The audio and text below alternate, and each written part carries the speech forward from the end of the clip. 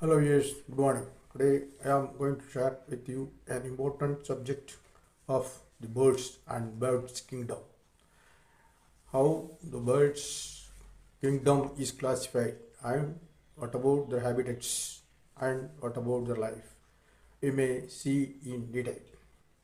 There are more than 9,000 bird species is said to be. Birds are members of kingdom of Animalia, phylum Chordates and class Aves.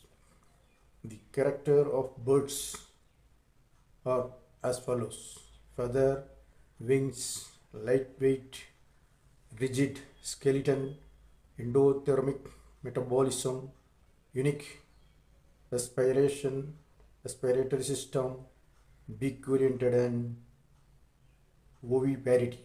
The scientific name of bird. The scientific classification of birds are as follows. They are classified into archaeorniths and neo-orniths. The wandering albatross with great wingspan of about 3.5 meters.